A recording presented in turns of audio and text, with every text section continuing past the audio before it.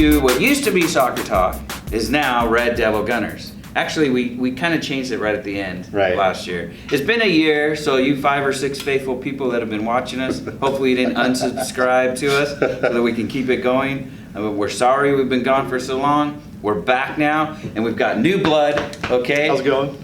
Another menu guy. Yes, so go ahead and introduce yourself real quick. So my name's Sean. Your experience in soccer. My experience in soccer was playing ASO as a kid growing up, moved into club, then from club went to college, played a couple years at JC, and then a little bit more at a Division III school.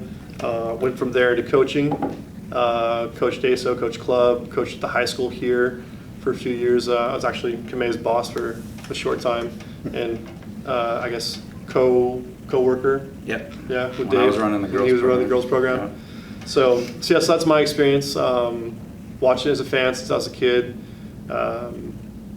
My earliest memory of soccer would be the '84 World Cup, where my parents somehow got tickets to one of the semifinal games. 94. No, 90. sorry, 94. 84 Olympics. That's what I should say. 84 Olympics when they were in LA. Got tickets to one of the semifinal games. We went and watched it, I think at the Coliseum. And I only remember walking around the empty stadium afterwards, but when I look back on it, it was my first soccer exposure. Oh, that must have been awesome, the Olympics. Yeah. That's the best way to start. That is. Wow.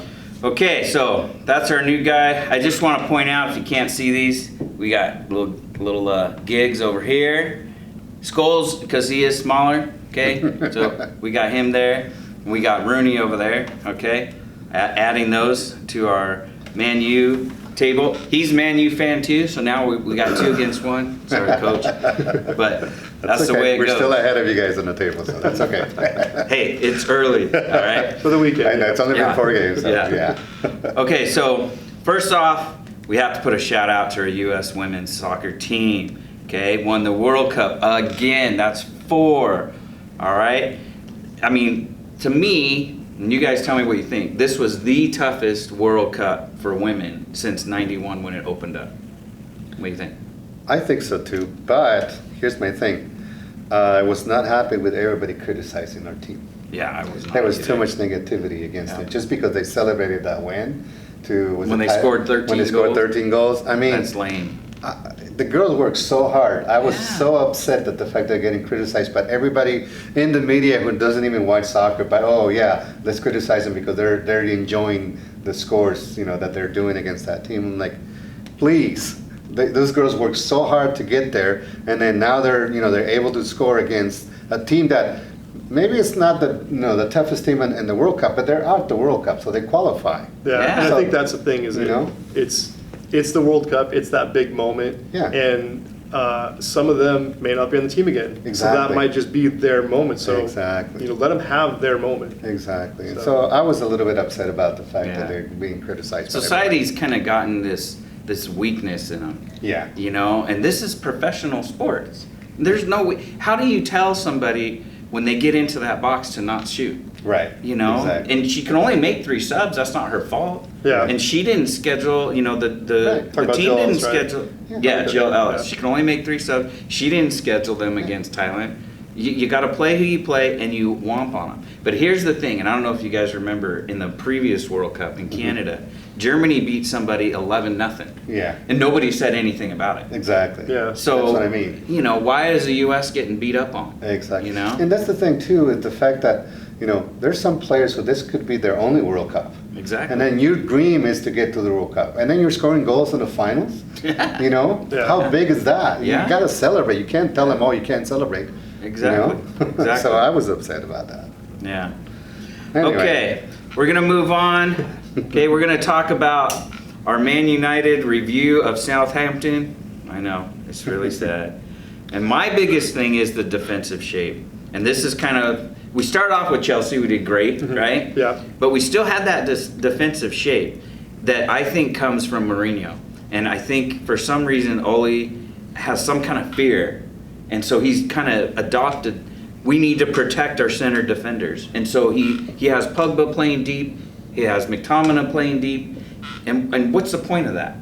Okay, I mean, we've all coached before, and I know when I coached with the girls, I didn't. It wasn't even a thought in my mind that I have to have a central defender sit deep and try and protect my center defenders. If my center defenders can't handle their forwards, then we got bigger problems. Yeah. Right. And I think that was always something Mourinho was adamant about. And to me, if I had the choice, Pogba would be playing a number 10 role. Because Okay. you need someone that can control a game, distribute, on top of getting in the box and scoring goals. Yeah. And as we were talking about earlier, the miss of Lukaku, Pogba, if he's a number 10, he's there. He can get Yeah. the crosses. I mean, James and Lingard are sitting putting some sweet crosses in, and Wan-Bissaka now.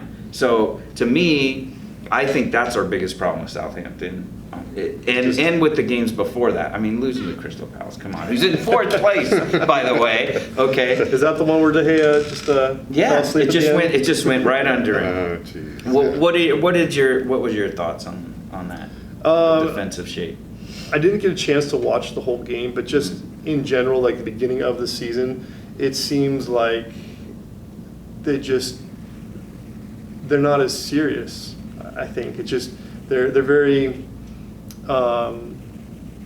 kind of waiting. Like they expect, like, we got these great players, we got Maguire in now, and we have the reputation of being united, and they're trying to still sort of play off of that. And because Shaw's a player that has gotten a lot of criticism about his work rate, and I always thought that Phil Jones and Smalling were. I was always hoping for the time when they would finally step up and do well. But it seemed like they were players that just kind of didn't quite work as hard as you expected. And so for me, I think that's the biggest disappointment overall, to see everything. It's like, just work a little bit harder, Do you think that the weight of the shirt, as they say in Latin America, Yeah. got to them because of the pressure of knowing that, okay, you're playing for Man U now, so in order to step up, it's a lot more pressure. It's not like you're in a regular team. You're playing for Man U, so now there's more pressure. No, I think it was more of the Ferguson presence with the team in right. the dressing room. And I think, to relate it to American sports, you'll see it when Belichick finally leaves the Patriots. Right. There's going to be this huge Drop. void that just happens. Right. Okay. And trying to Fill that in. fill it Even in. with just Brady leaving it. Yeah. Yeah. And the thing is like with Ferguson, he was such a unique person with the way he did things. Right. You can't replicate it. Right. And it's hard because the way that the team was shaped for so many years. Right. And you're still trying to keep that success going, Right. but you're never going to be able to replicate that person. You have to Right. find a new way to do it, a new way to Right. get to that success. Okay. And I think that's the biggest problem, is it's just sort of, they're still struggling to find that new identity. Yeah, because I mean, you look at all the coaches that you brought since he's gone, right? You thought that bringing Mourinho, you would see something different, or other names, but it doesn't matter how big they are, they're not Fergie, Yeah. Yeah. right? So But that's why I think Ole's perfect. I know there's the DNA Yeah. issue, and I agree. That's what I think needs to happen. You need to keep Ole in. You need to give him time. You can't just. I mean, there's some things with Ole, the way he makes his lineups and his subs, and it's not the people necessarily that he's putting in. It's just how he does it that I'm kind of leery about. Yeah. But I still think Ole's the right man at the wheel. I do. Yeah. I think you have to have the DNA who understands the club through and through, Right. because you already brought Van Halen. Right. You already brought Mourinho in. So you brought the big names. So you got to give him the time. But having said that, if the board doesn't back him, there's only so much he can do. Right. Yeah. I mean, what did we spend? We spent 70-something million over the Right. summer. Right. That's it. Yeah. This is Man United. They're the biggest club in the world, next to maybe But Barcelona. me and you know? talked about this, at the end Right. of last year, where, if there's no changes at the top and they don't have support from the top, Yep. they're never going to be as successful as they were Never, before. never. That's a It's big tough. thing. It is, it If you is. don't have the top, because it's like you were saying, looking at other sports, it's the same thing. With the Lakers in basketball, Yeah. where they lost the head office, they lost Jerry. Jerry Buss, when he passed Right? away, yeah. Yeah, the So- whole thing. And then Same Jerry thing. West when Yeah. he stepped away from the team. Exactly. Yeah. So, like you were saying, it's got to be all there. It does. Okay, so the preview, we're playing Leicester, who happens to be in third place. Thank you. Which is where we should be. Okay, because honestly, do you guys agree? Liverpool, Man City, way above everybody else. Right. At the moment, yeah. At the moment, yeah. So, you know, I think Tottenham can challenge. they're in ninth though. Yeah, but We're ahead of them. But they didn't change too much from last year, and I think if they focus, they buy into it. Because I like Pochettino as a manager. Yeah. Mhm. But I think they can get into it. But yeah, for right now, at the moment, the way everything's set up, it's two-horse race. Yeah. Yeah, but I think they're still beatable though, both teams. Oh, there's no doubt You know. that they can be beat. Yeah. But so- I still think that they're just too strong. Yeah. And I think one of them are clearly going to take it. But with Leicester, I think Man U has an opportunity. Problem is there's a lot of injuries. And you know how it is coming back Right. from international Yeah. break. Yeah. I don't know how the game's going to go, you know? Which is So- something that I saw on Sunday on my team, on my game against with Lacazette. I don't know. I know you guys didn't watch the game, but he asked for a sub in the second half. So this is we're going to review the Arsenal versus Tottenham. Okay, so this game was very important for me because we're playing Tottenham, and you know those guys are packed too. That's the other team to beat. I mean, you got Ericsson, you got Kane, you got Lamela, you got Sissoko. I mean, you got great players. You got a great team, and we were down 2-0, and coming back, I finally see the team starting to come together with the new players. You know, Ceballos stepped up. He came in. He dominated in the middle, which was great. Same with David Luiz. Now, there was the first goal. I wasn't happy because he got beat on speed, and yeah, that's where he showed his age. Mm-hmm. But his experience just brings so much more to the game in our defense that it's having Socrates in the back with him. You got a young guy that can keep up with the other players. So if Luis ever stays up, he can come back and help out in the back, and he's fine. So you're The two happy center- that they got Lewis? Yeah, you know, at first I wasn't sure, but then I know he's a great defender. Mm-hmm. I mean, I know he got beat in the World Cup in 18 a couple of times, where it cost Brazil, you know, going to the Right. next one. But he's still a great defender, and he showed that he's already adapting to the Arsenal game plan, you know, and to their chemistry. It's already showing up with the new players. Pepe, he just needs to finish. Nicolas Yeah. Pepe, great addition for us. He's young, he's got speed, he's hunger to score. He just hasn't been able to finish. Well, he has to adjust. Yeah, that's what I mean. You know. So once he gets there, oh my God, we're gonna be a contender. Unless he doesn't adjust. Exactly. which could Like Di happen. Maria. Yeah, Remember when everybody we got always Di says that. Maria? Well, that's the thing is you look at Sanchez and Mkhitaryan. Neither one of them were able to stay Yeah. in the teams that they got moved to. You know, you guys, Sanchez was doing so well with us. He goes to Man U, nothing. I He know. can't do anything. I know. Right? But to me, he's in the same league. Right. It shouldn't be an adjustment. But Pepe came. Where did he come from?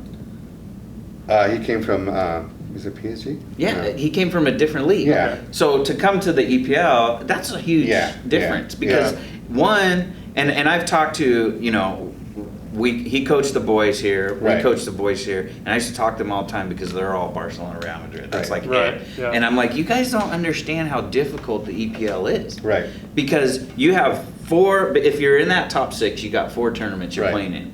And the weather is colder, and so Right. you can't play as much. Right. I mean, that's why Messi never wants to leave Barcelona. Right. Because it's warm weather the majority of the time, Yeah. right? And so his body can handle playing more games. But I also think it has to do with the chemistry of the team because Sanchez came to us Mm-hmm. and he was able to adjust from Barcelona because Arsenal kind of play that same, The same style, yeah. whereas Man U doesn't. Yeah. So when he went to Man U, he didn't know, Right. you know, which way to go. Well, he never wanted to move off that left side. Yeah, Yeah. exactly. Drove me nuts. Yeah, It's like, and if you don't have someone like Guardiola did in Barcelona that can actually handle that, right. you're never going to go anywhere with it. Yeah, Sanchez Because drove me nuts. if you look at and this is why, you know, that's my other thing about in Barcelona, it's not just the coach, but they have that system set where you got players with attitude that Right. come to play with them. If they don't want to do what they're supposed to, they're out, they're Yeah, gone. they should be. You know? Because they brought in players that have attitude. Here's one, the biggest one. Who's the top scorer other than Messi at Barcelona? Suarez? Suarez. Suarez. Remember Suarez? Biter. Remember his stories? The biter, The right? biter. When he played for Liverpool, when he played the World Cup, he was known for was a dirty biting, things, right? yeah. He doesn't do it at Barca. Yeah, that's Have you true. noticed that That's everything true. changed after you got there? And that's the thing that you need in teams sometimes, and I think Barcelona knows how to work that. Yeah. How to bring players that could have a lot of potential, but could be trouble or troublemakers, and they can handle them and discipline them. Okay. Yeah, but you'll have to wait till like Messi finally gets to that point where he retires or leaves the team. Yes. Yeah. And you get that switch over, because that's what you're having at United right now, is that, and even a little bit at Arsenal Yeah. too, is when there's a huge change in Yeah. personnel somewhere, then the up and coming players from other teams are going to look elsewhere, and they're Right. going to go find somewhere else. Right. So Barcelona's got it right now, but what they're- if you want to be that star? what do you mean? What's the Brazilian player, the faker that we always talk about? Neymar. Neymar, right? Neymar left because of Messi, because he thought he wasn't getting enough playing Right. time, right? Yeah. But if he would have stayed and now Messi's on his way out, that would have been his Yeah. team now. Mhm. You see what I mean? Yeah. So players will look to go to Barca Right. because of that too. So, if you can stay, if you can do what they do at Barca, you'll stay. Yeah, but so like what I was saying is, so Barcelona's success, their success is kind of what's helping them. But Yeah. if they start to dip off a little bit, Mhm. then are those players like the Suarez's and people that want to come in and play, Yeah. are they gonna toe the line at that point when there starts to Yeah. be a little bit of There's a documentary on YouTube about Barcelona since Cruyff Yeah. got to Barcelona. He's the one that changed everything at Barca, Uh-huh. and it's been like that since he left. And how long has it been since Been a long he's time. been there? Okay, yeah. I mean, he's no longer with us anymore, but he left that club what it is today. Mhm. It's not because Messi. He's been awesome with Barca, Right. But that system was set because he took over as a coach. Mhm. I don't know if you guys Right. remember Yeah, that, yeah. but and he's the one that set up that system, and that's what Barca's been since. Barca was not as big Right. before him. It wasn't until that game plan was adapted in the Barcelona game plan that it changed everything for them. Mhm. Well, so what do you think though, of like Mkhitaryan moving to Roma? Because he's that style of play. Yeah, but with the players that we got, I think we were going to be okay. I thought, I'm not going to miss him. Okay. Yeah. I think with all the talent that we were able to, I mean, when you Yeah. talked about when David Luiz signed at the last minute, we're like, whoa, where did that come from? I know. Right? So that was great for us because now we got three. We got two younger players and you have an experienced player. Yeah. And I don't know if you guys read about Lewandowski was criticized because he was saying that, he wasn't happy with the trades that they were doing. They were bringing in younger players, but no seasoned players. Mm-hmm. And his thinking was, you got to have a mix of both. You got to have seasoned players too, Yeah. not just younger players. Because if you get all these younger players, now it's like you're building up again, you're starting over. Right. So I think that's why he was criticized by, the front office. Oh. Because he said it out loud, like he said it to the public, not Right. just to the team or whatever. He actually mentioned it, so. So he just didn't like the way that the changes that The were being changes made. that were being made Yeah. at Bayern. So, Okay. so what do you think about with the changes they're taking over at Arsenal with Emery coming in now as the coach or the manager? Well, he had a good freshman year. I thought he did really well. We're in the top 5 right now, so we're not doing that bad. With the new players, I think the players they seem to like him, and the systems it's working. I saw a couple of things that I didn't like at first on the first couple of games because he wasn't being as daring as when he first took over last year. He was waiting too long to make subs in the second half. He wasn't doing that last year. Last year, as soon as he saw something wrong, he would go and make his subs. Whereas this year, he was hesitating and he waited too long. And I think that's what happened on the first and second game. But when it came to the Tottenham game, he did the subs when he needed to. Yeah. Yeah, Do you so- think that Arsenal's going to end up having the same type of issues that United had when Fergie left and having just that long? We're still having. Yeah, Yeah, it's but here's still the thing, though. There's a difference, though. 'Cause you When have the same Fergie, thing, but when Fergie left, he left the team on top. Right. Whereas when Wenger left, he didn't. Yeah. We were fighting, but everybody was so tired of that system that they wanted something fresh, something new. Mhm. I think the different mentality though with Man United, it was all about we're winning trophies. That's Yeah. what we're doing. We're winning Right. trophies. Whereas Arsenal, it was about let's just get in the top four. Right. That was their goal. So I don't think it would be as hard a transition for them Okay. Right. because they're not. Even though they would like to win trophies, ain't gonna happen. So no, I But, mean, you know, if you ask Yes. the Arsenal guys, they're still just Yes. as big as the United club. Yes. Yeah. yeah. So okay, so Arsenal's playing Watford next. Watford's in last place, Watford's buddy. last place, so You lose we this better one. not lose that game. And I don't think we Or will. even a tie would Yeah. be a loss. Yeah, Yeah. but remember, we're still in the EPL. I know. So I know. yeah, anything Makes could it happen. tough. Anything could happen. I mean, you guys. We lost to you Crystal lost it. Palace. I mean, Exactly. and Yeah. tie Southampton. Yeah. That's ridiculous. Exactly. So yes, it's bad. Yeah. Plus, you know, we were losing bad to Liverpool, and we managed to get a goal in there, but it should have been a closer game than that. Yeah. I think, you know, Yeah. for the talent. But like I said, it's the adjustment of the players and the new coach. So Right. we'll see. We're still at the start of the season, just like you guys. Yeah. You guys are not that far down. Yeah. Right. You're fine. So I think it's just a matter of time. Yeah. A matter of time before we. Okay. Okay, so we're gonna move on. We're gonna talk about since we're in an international break right now. The U.S. men are scheduled to play Mexico tomorrow. I don't know if the show will come up by then, but Friday. And my big question is, why schedule this game? We just played them in the Gold Cup. Yeah. What's the point to it? Well, looking at the projected lineup, I would say that they know that they're going to have a new World Cup cycle coming up, and they know that the stronger players in the team are not getting any younger. You know, you got your Bradleys, you got your Altidores, you got even at your goalkeeping position, Howard's been removed for a little bit, Guzman. but Guzman and all them, they're all still getting older. So to me, it looks like it's an opportunity to put the young guys out there, you know, the ones that were making a lot of noise at the youth levels, and just seeing how good they really are, and sort of figuring out what you need to work with and what you need to work on, and how are you going to develop the team coming into the next World Cup cycle. I think that's the biggest thing. Is like, oh yeah, this is our big chance to put them against Mexico. And the nice thing about playing Mexico in a friendly is if you were to play Brazil in a friendly, or Germany or Italy or Argentina or anybody else in a friendly, it's not going to have that same competitive nature to it. But whenever you play Mexico, no matter who's in the lineup, there's always going to be a competitive level to it. And everybody's always going to take it seriously. It's a grudge match. They're going to always want to win that game no matter what. And I think that'll help them.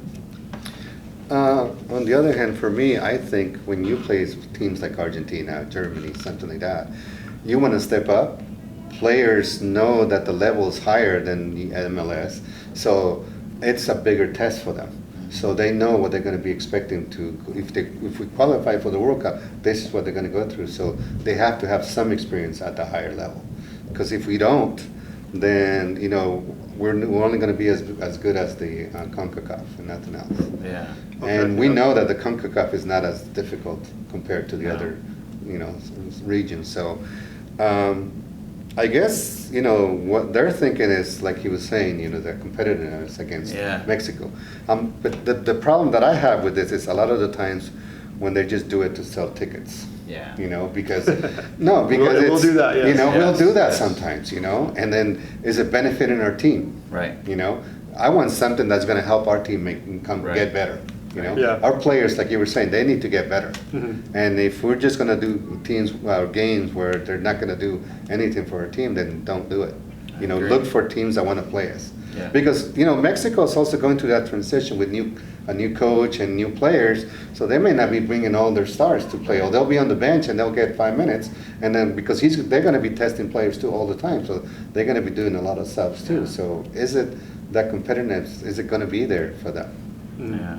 So that's my point. Well, do you think that Berhalter's on the right track with what he's doing? With the team, you know, me and you talked about when, you know, after what's his name left, we were saying that, okay, we need new players, because me and you were so frustrated that we couldn't qualify for the World Cup. I mean, how do you not qualify for the World Cup? You know, if you're in Especially in CONCACAF, CONCACAF. exactly, you know. So we were so upset that we didn't make it. So okay, we say we need new blood, we need new players.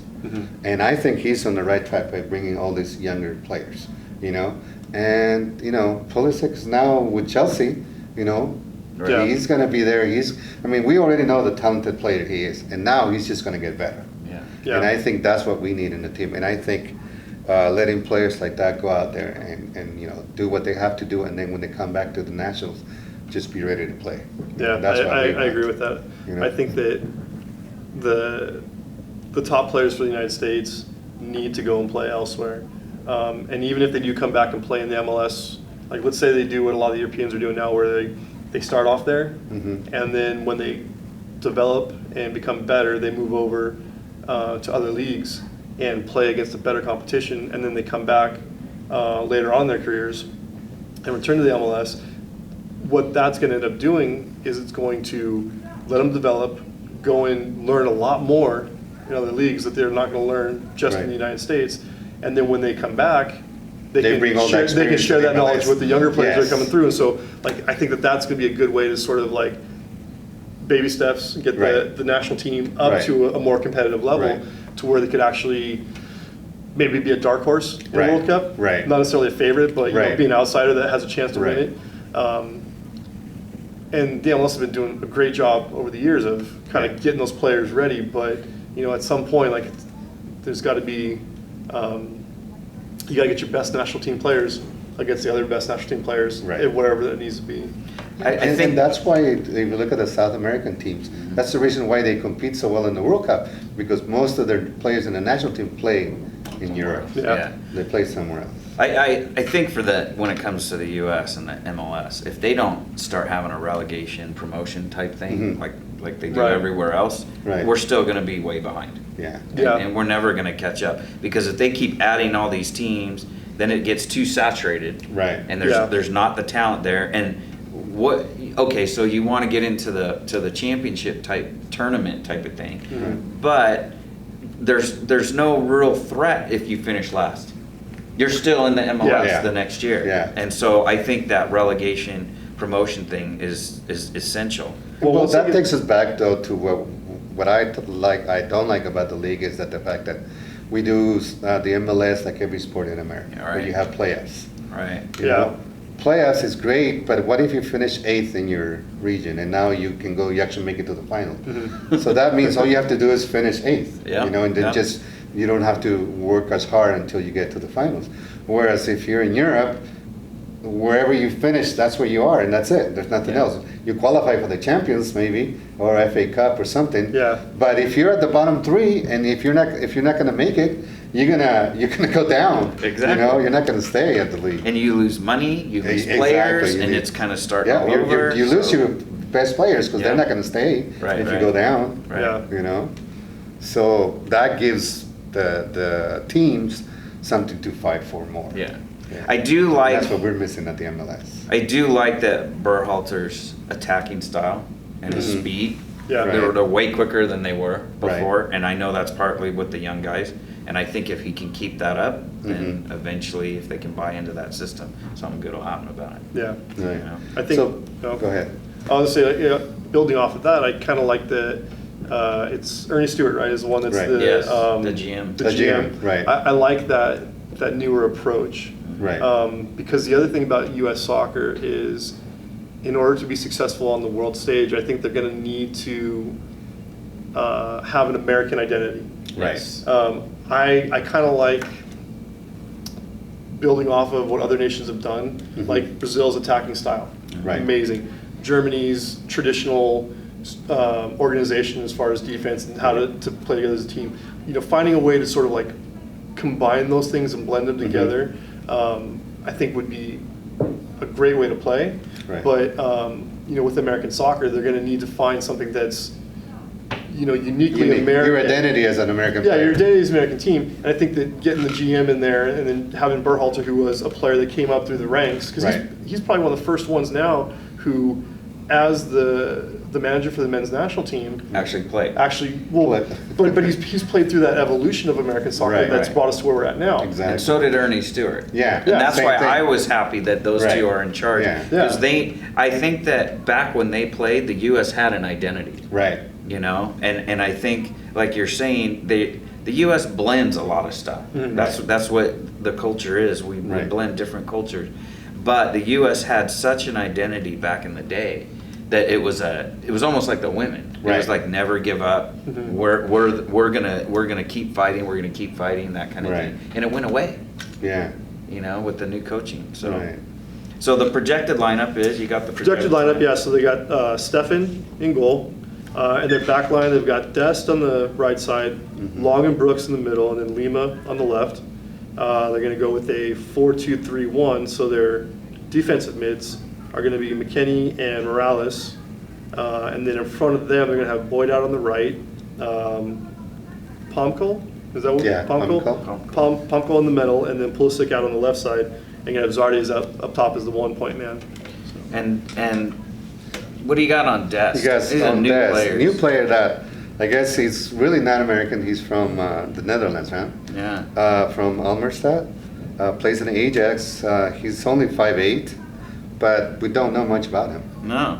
And then So- that's the issue is we have these new guys that we don't know anything about. And what did you find on Morales? Just on Morales, like he's German-born, attacking midfielder. He's played some at the youth level, so he's known to the national team, but he's always sort of had to wait for his turn Right. behind guys like Bradley and some of the other ones that were there. And so now that we're saying that those are the ones that are starting to age out and they're not going to be around probably for the next World Cup cycle, Right. he's getting his opportunity here to kind of step in and fill that role. And so it'll be interesting because he's going to get to play along with someone like Pulisic, who we know that can do it on his own if he needs to. Right. But now it's going to be a matter of like, well, is this going to be a guy that plays well with him and can really kind of develop some kind of a partnership going forward? And Paxton Palmcall, who's new, he's FC Dallas.